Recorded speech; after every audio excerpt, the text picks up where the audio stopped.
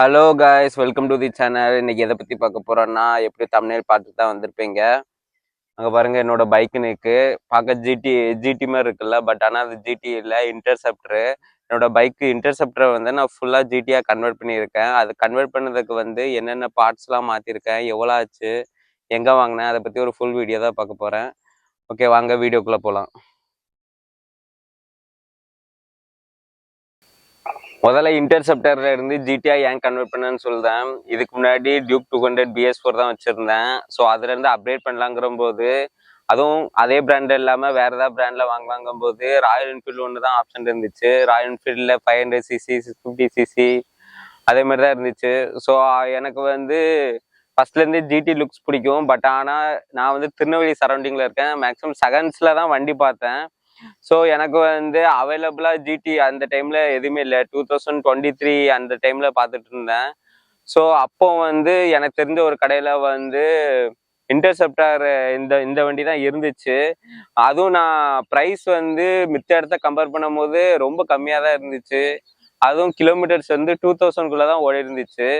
So அதனால் பார்த்தேன். அப்போவே யூடியூப்ஸில் இதுமாரி ரெஃபர் பண்ணி பார்த்தேன். இன்டர்செப்டர்ல இருந்து ஜிடிஆ கன்வெர்ட் பண்ணதுக்கு சில பார்ட்ஸ் மட்டும் மாத்தினா போதும். ஸோ ஓகே அப்படின்னு சொல்லிட்டு இன்டர்செப்டரா வாங்கிட்டேன். இன்டர்செப்டர்ல இருந்து ஜிடிஆ மாத்துறதுக்கு ஒரு 4 பார்ட்ஸ் மாத்தினாலே போதும்.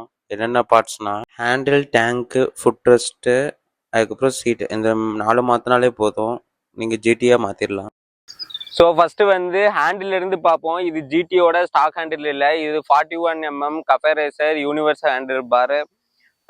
இது நான் வந்து அமேசான்ல இருந்து வாங்கினேன். நான் வாங்கும் போது அரௌண்ட் 2000 கிட்ட இருந்துச்சு ஆஃபர்ல. இப்போ வந்து ப்ரைஸ் கூடிருச்சு. நான் ஏன் ஜிடியோட ஸ்டாக் ஹேண்டில் போலன்னா, அது ஒரு கிட்டா தான் வரும். சைடு ஹேண்டில் பிளஸ் அந்த சென்டர் ஃப்ரேம் இருக்குல்ல, அந்த கிட்டு மொத்தமாக தான் வரும். எனக்கு அரௌண்டு 7000 கிட்ட ஆன்லைனில் போட்டிருந்துச்சு. ஸோ இது வந்து ப்ரைஸ் கம்மியாக இருந்த மாதிரி இருந்துச்சு. அப்புறம் எனக்கு தெரிஞ்ச ஒருத்தவங்க வந்து ரெஃபர் பண்ணாங்க. அவங்க ஜிடி வச்சுருக்காங்க, ஸ்டாக் ஜிடி. அந்த ஸ்டாக் ஜிடி ஹேண்டில் எடுத்துகிட்டு இந்த ஹேண்டில் போட்டிருக்காங்க. ஸோ ஹேண்ட்லிங் வந்து நல்லா இருக்கும்னாங்க. ஸோ அதை நம்பி தான் இதை போட்டேன். ஃபர்ஸ்ட் டைம் யூஸ் பண்ணும் போது எனக்கே என்னடா அவசரப்பட்டு மாற்றிடுவோமோன்னு தோணுச்சு. ஏன்னா ஹேண்ட்லிங் வந்து ரொம்ப மோசமாக இருந்துச்சு, ரொம்ப லோயரிங்காக இருக்கும். நீங்கள் பார்த்தீங்கன்னா ஜிடியில் வந்து இந்த பொசிஷன்ல இருந்து அப்ரைஸாக வரும். பட் ஆனால் இது வந்து ஸ்ட்ரைட்டாக வந்துடும் இந்த மாடலில். ஸோ ரொம்ப லோவரிங்காக இருக்கும். R15 அதோட லோவராக இருக்கும். பட் ஆனால் ஹேண்ட்லிங் வந்து உங்களுக்கு ஓட்ட சூப்பராக இருக்கும். ஒரு சின்ன கார்னர் அடிக்கணும்னா கூட அழகாக கட் அடிக்கலாம். இது மாத்துறது வந்து உங்கள் ஒப்பீனியன் தான். பட் ஆனால் இதே பிராண்டில் வந்து இப்போ ஸ்ட்ரைட்டா வந்து ஜிடி மாடல் மாதிரியே அப்ரைஸாக கொடுத்துருக்காங்க. ஸோ அதோட லிங்க் வேணா நான் கீழே கொடுக்கேன். இதோட லிங்க்கும் அதோட லிங்க்கும் எது வேணுமோ நீங்கள் வாங்க ரெஃபர் பண்ணிக்கோங்க. உங்களுக்கு எது ஓகேவோ அதை ரெஃபர் பண்ணிக்கோங்க. நெக்ஸ்ட் வந்து டேங்க் பார்ப்போம். இது ஜிடியோட ஸ்டாக் டேங்க் தான். பட் ஆனால் நான் புதுசாக வாங்கலை, செகண்ட்ஸில் OLXல தான் வாங்கினேன். எனக்கு அரௌண்டு 6500 சம்திங் கிட்ட வந்துச்சு. நான் ஏன் புதுசு போலன்னா, புதுசு வந்து அரௌண்டு 15 to 17K கிட்ட வரும். கலர் பேஸ் பண்ணி ப்ரைஸ் மாறும். அதுக்கப்புறம் எனக்கு வந்து OLXல கம்மியான ப்ரைஸு கிடைக்கிற மாதிரி இருந்துச்சு. ஸோ அதனால் இதில் ப்ரிஃபர் பண்ணேன்.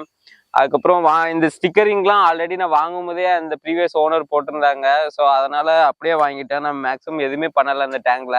இது மாற்றுறதுக்கான காஸ்ட் மட்டும் அரௌண்ட் ஒரு 1000 கிட்ட வந்துச்சு. இந்த ஹேண்டிலுக்கும் அதேமாரி ஒரு 1000 கிட்ட வந்துச்சு. நான் எல்லாம் தனித்தனியாக மாட்டினேன். ஸோ அதனால எனக்கு தனித்தனியாக தான் பில்லாம் வந்துச்சு. நெக்ஸ்ட் வந்து ஃபுட் ரெஸ்ட் பார்ப்போம். ஃபுட் ரெஸ்ட் வந்து ஜிடியோட ஸ்டாக் ஃபுட் ரெஸ்ட் தான். இதில் வந்து ரைடரோட 2 ஃபுட் ரெஸ்ட்டு, அதுக்கப்புறம் கியர் லிவரு, அதுக்கப்புறம் பிரேக் லிவர், இந்த 4 பார்ட்ஸுமே மாறும். அதுக்கப்புறம் இதில் ஒரு கிளிப்பு வரும், அது எனக்கு கீழே விழுந்துருச்சு. அதேமாதிரி 2 சைடும் வரும். அதில் ஏதாவது ஒன்று மாட்டினா போதும். ஏன்னா இன்னொன்று வந்து இன்டர்செப்டருக்குள்ளது தான் அப்படியே வரும். எனக்கு இது ப்ரைஸ் அரௌண்டு 4000 கிட்ட வந்துச்சு. இப்போ எங்கே வாங்கினேன்னு பார்த்தீங்கன்னா, ராயல் என்ஃபீல்டோட OEM ஸ்பேர் பார்ட்ஸ் கிடைக்கும்ல, அந்த கடையில் தான் வாங்கினேன். இதுக்கு வந்து ப்ராடக்ட் கீயும் உண்டு. ஸோ அந்த ப்ராடக்ட் கீ வந்து நான் வந்து இங்கே எங்கேயாச்சும் சைடில் கொடுக்கேன். ஸோ அதை நீங்கள் கொடுத்தாலே அவங்க மேக்ஸிமம் பார்ட்ஸ் எடுத்து வந்துடுவாங்க. ஸோ இன்டர்செப்டர் ஃபுட் ரெஸ்ட்டுக்கும் இதுக்கும் என்ன டிஃப்ரென்ஸ்னு பார்த்தீங்கன்னா, இன்டர்செப்டர் வந்து இங்கேருந்து பிளேஸ் ஆகி இன்ஜின் கீழே வர மாதிரி இருக்கும். பட் ஆனால் ஜிடிக்குள்ளேருந்து அங்கேருந்து பேக்கில் வர மாதிரி இருக்கும். உங்களுக்கு கொஞ்சம் கஃபே ரேசர் பொசிஷனில் இருக்கும்.